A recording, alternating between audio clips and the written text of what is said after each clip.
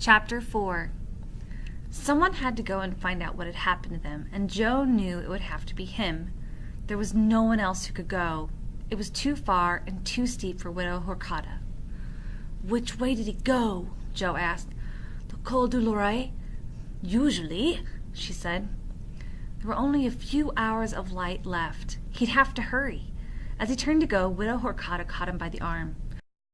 "You take care now, boy, you hear me?" "Course," he said, and he was out the door and running. From the field below the house he could see Hubert squatting on the rock, a hand on Ruth's neck. The sheep were spread out about him, yellow in the afternoon sun.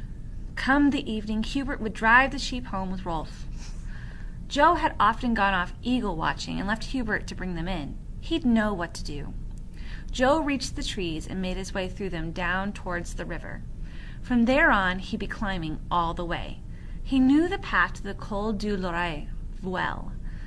It was the route up to their high summer pastures, to Papa's hut. The trees were loud with wind, and the leaves were falling all about him. He followed the tumbling river upwards. Ahead of him, when the trees allowed, he could see the circle of sharp peaks at the head of the valley, and above him the clouds raced each other back towards Lascaux. He thought of shouting for them, but he knew it would be pointless. Nothing could be heard over the roar of the river and the gusting wind.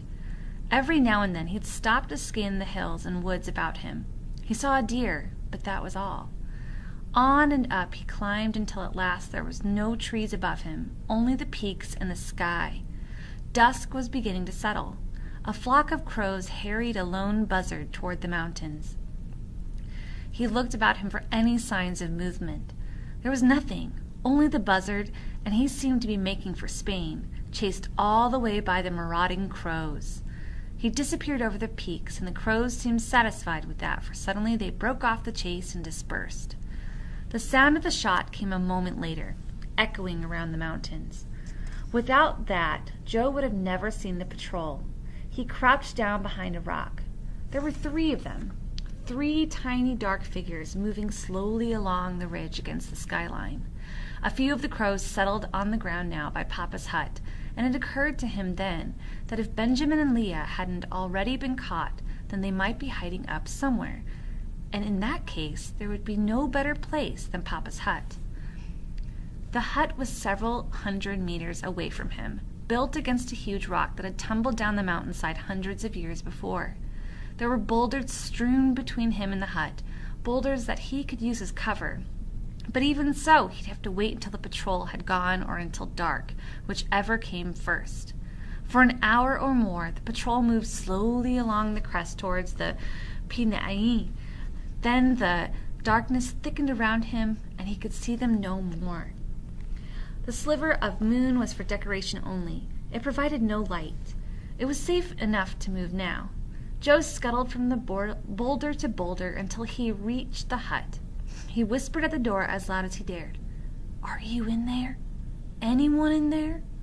But the reply came from behind him, from the donkey shed on the other side of the stream. It wasn't really a shed, just a cave in a rock with a half-door across. "Over here, Joe. We're over here." It was Benjamin's voice. He leapt the stream and picked his way over the rough ground towards the donkey shed. "Inside," said Benjamin, opening the door and pulling Joe in. And then he saw Leah. She was backing away from him in the darkest corner of the shed. Benjamin limped after her, leaning heavily on a stick. "Don't mind her," he said. "She's frightened of her own shadow, this one, but then she's got good cause." It was some time before she could be persuaded to come out of her corner, and even then she wouldn't look at Joe, but buried her head in Benjamin's coat. "She's cold and she's tired, Joe," he said. "Like me. We tried to cross last night, and we'd have made it, too." "What happened?" said Joe. "My ankle, my confounded ankle. That's what happened." He stroked Leah's hair and hugged her close to him. "We had the perfect night for it. Lots of clouds, plenty of wind, but soldiers everywhere. I must have been over these mountains a dozen times now, and I've never seen so many soldiers. That's why we were running. We don't normally run. It's always quieter if you walk. I don't know if it was a stone or a hole in the ground. It doesn't matter anyway. Somehow or other, I turned my ankle over. You could hear it go. Like a gunshot it was. And now it's blown up like a balloon. Anyway, we couldn't go on any further, so all day we've been cooped up in here waiting for the soldiers to go. We were trying to make it back on our own after dark, but I don't think we'd have ever done it. Not on our own. Is it broken? Joe asked. Perhaps, but anyway, it won't be much use to me for a few months, that's for sure. He bent over and kissed Leah on the top of her head. She looked up at him. It'll get better, God willing, and when it does, we'll try again.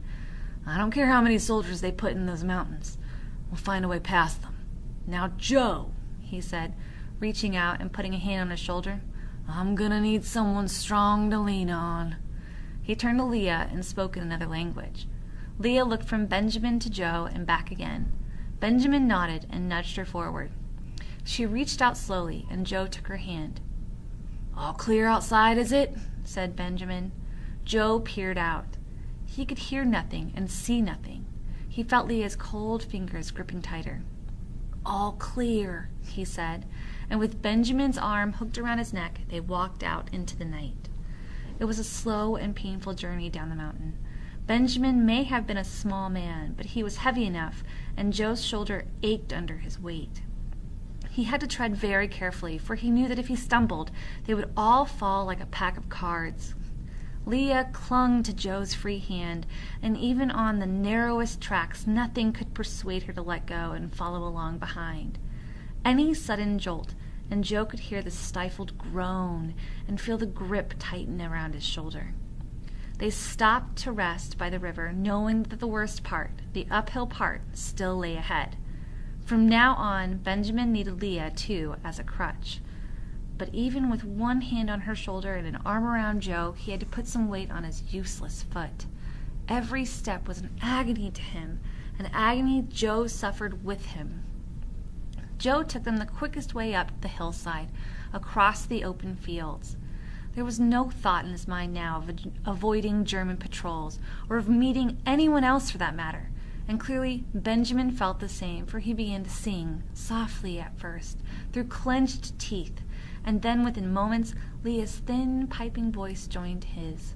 It was a slow, martial song, with a simple rhythmic tune that Joe soon picked up as well. That song, with its regular, defiant beat, kept them going all the way up to the house, and by then they were singing out loud against the wind. A shadow came out from behind the barn and became Widow Horkata. She took Benjamin's outstretched hand. "We're all right, Grandmare," he said. "We're all right."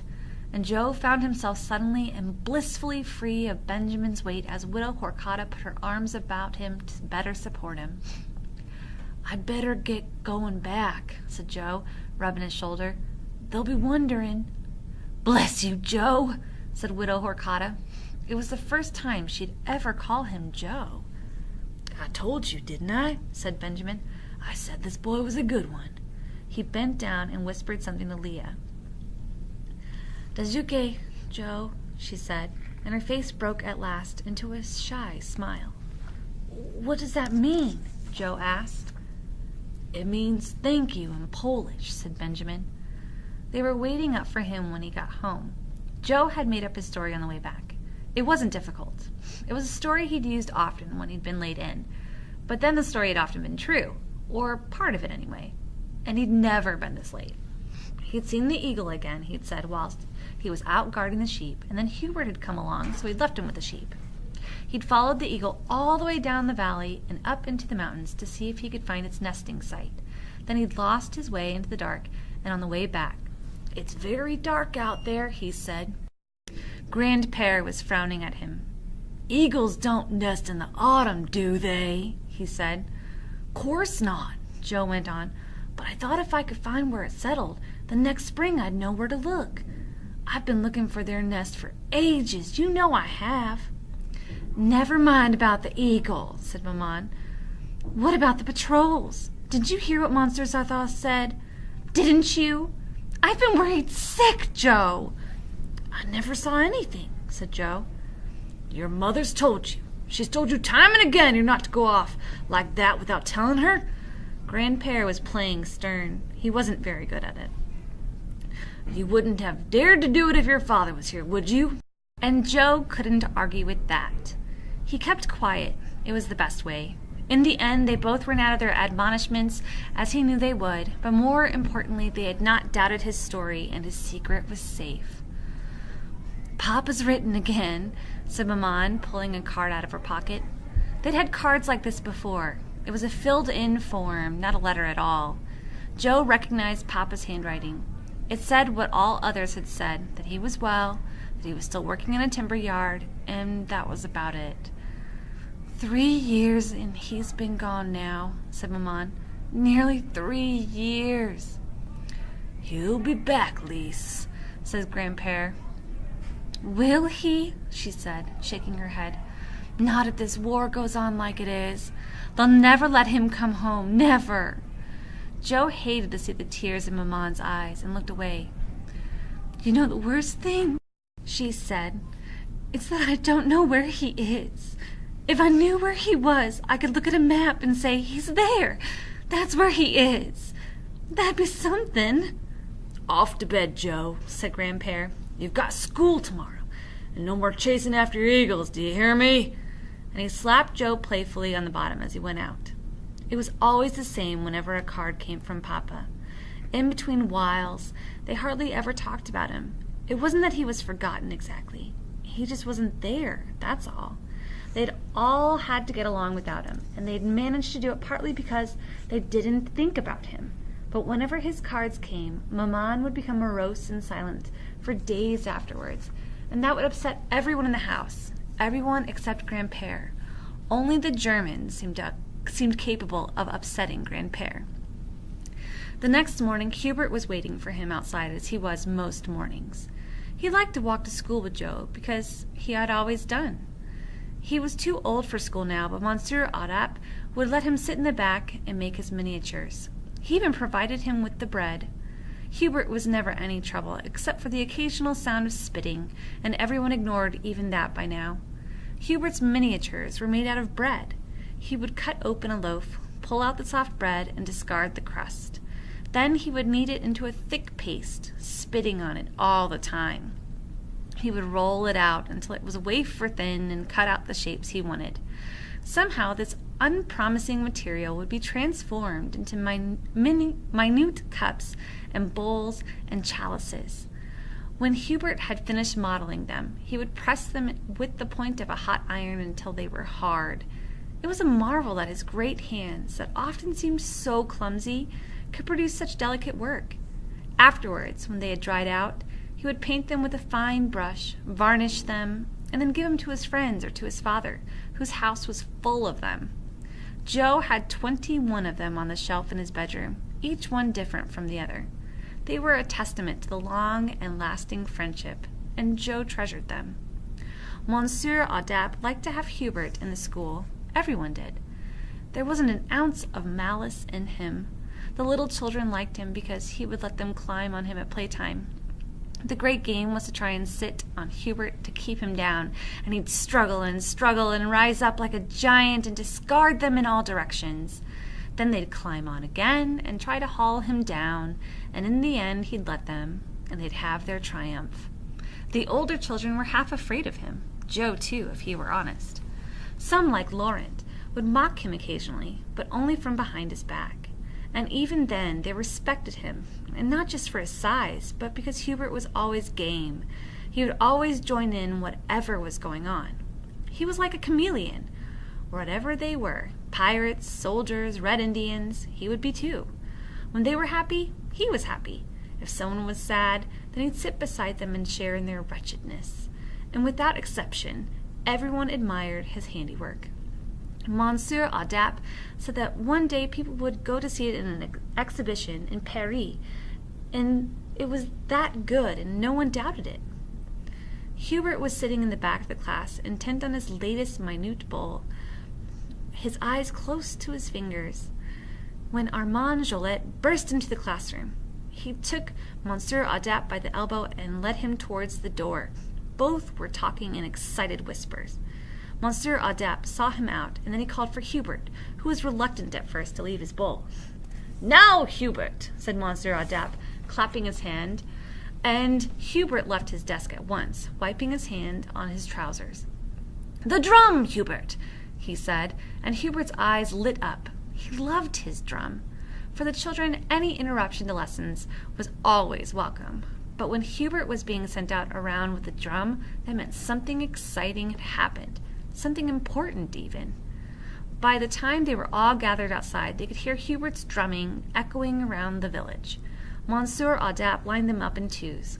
They always went with the same partners. Joe went with Laurent. They had done so since they were little, and they walked in a long crocodile down towards the square. People were running out of their houses, pulling on their coats as they came. No one knew what was going on, not until they reached the square. Soldiers were drawn up in front of the mairie, 2 ranks of them in gray uniforms. They wore side caps, not helmets. In front of them, on a bay horse, was an officer, both hands on his reins, a revolver in his belt. Hubert's drumming came ever closer as more people came crowding into the square. Monsieur Sartal, the tricolor of office around his waist, was standing beside the officer reading some papers.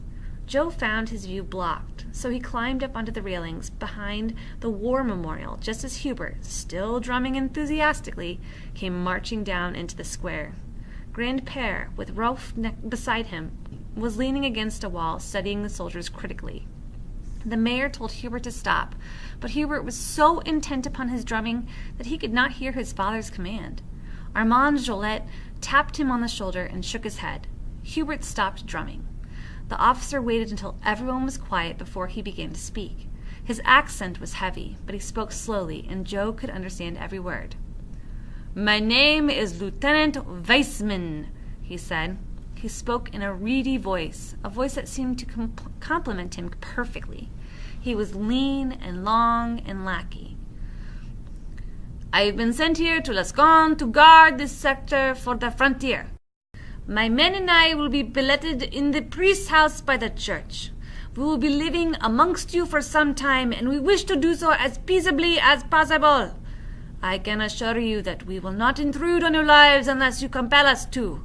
The horse tossed his head as the officer spoke, his bit jangling. He began to paw at the ground. The soldiers were not like the ones who had come before. These were older men, some portly even, with gray hair. Their boots were dusty, and it looked somehow awkward in their uniforms. These were men dressed up as soldiers, not the real thing. The lieutenant went on. "There are certain rules, however, that must be obeyed. First, there will be a strict curfew. This means that after 9:30 at night, no one is allowed out of their houses. Of course, passes must be carried by everyone at all times. And lastly, all firearms, hunting rifles, shotguns, and so on must be handed in by 6 o'clock this evening.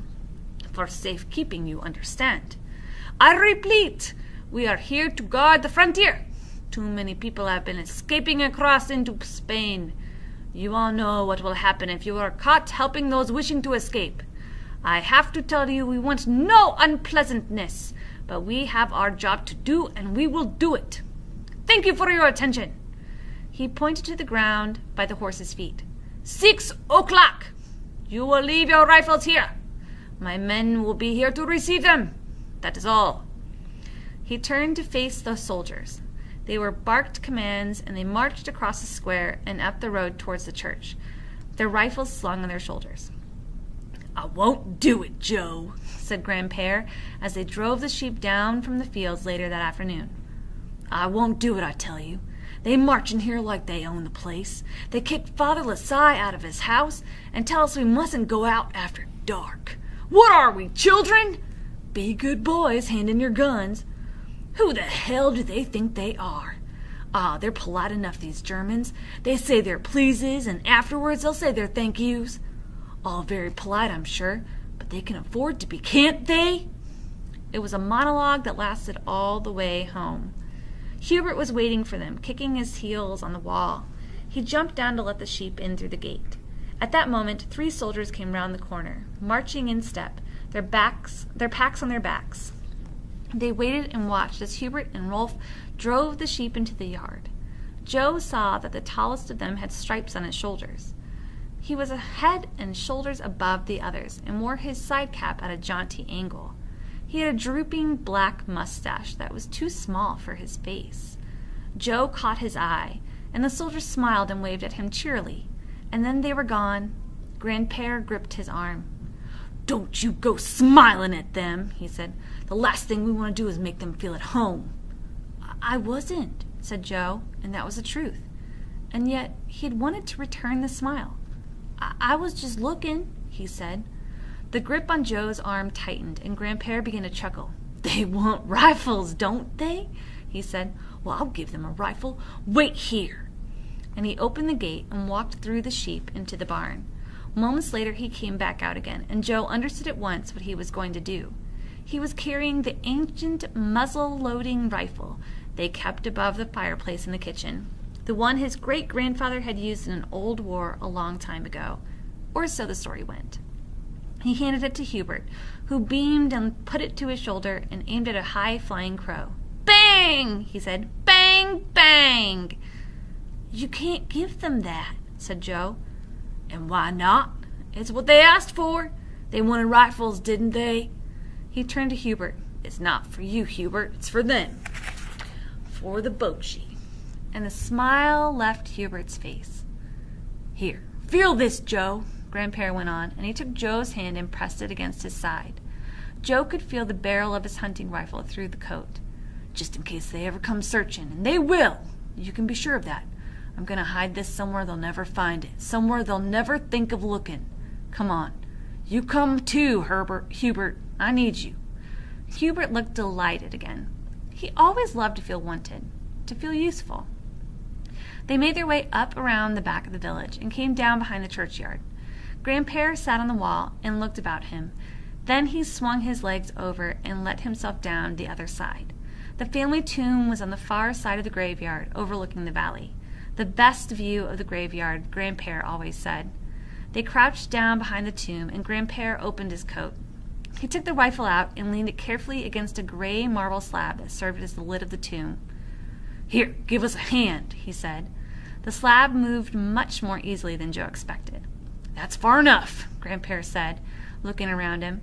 He plunged his hand into his coat pocket and came out with a single bullet. He held it up between his thumb and his forefinger. His voice was steely, as Joe had never heard it before.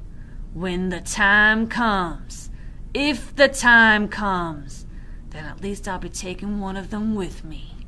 And he slipped the bullet in and rammed the bolt home. He wrapped it carefully in a cloth and let it down into the tomb, peering in after it. "That'll do," he said, and they heaved and shoved until the marble slab was back in place. "Now," said Grandpere, wiping his hands together and grinning mischievously, "now they can have their rifle. We'll give it to them personally." And then he picked up the ancient rusted rifle, and they followed him through the back door of the church, down the dark aisle, and out of the front door into the sunlight beyond. There were 2 soldiers standing in the square, half a dozen or so rifles lying on the ground at their feet. Grandpere walked right up to them. For several silent moments he looked them up and down, almost as if he were inspecting them, first one and then the other. "Good evening," he said at last. "You wanted this, I believe?" And he laid the rifle down on top of the others. The soldiers looked down at it, and then at Grandpere. They seemed uncertain of what to do. "It needs oiling from time to time," said Grandpere. "Make sure you look after it." One of the soldiers was about to say something, but Grandpere turned and walked away. When Joe looked back, both the soldiers were gazing after them. "I enjoyed that," said Grandpere as they rounded the corner, and a smile on his face set Hubert laughing, and when Hubert laughed, he laughed this whole being, and you had to laugh with him. They were passing the baker's shop, Grandpere still chuckling, when Joe saw Widow Horcata. She was coming slowly towards them, her head down so you could only see the top of her shawl.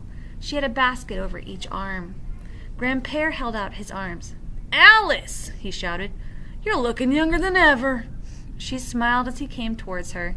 He kissed her warmly on both cheeks. "Go on with you, you old goat," she said, pushing him away, And then she looked at him quizzically.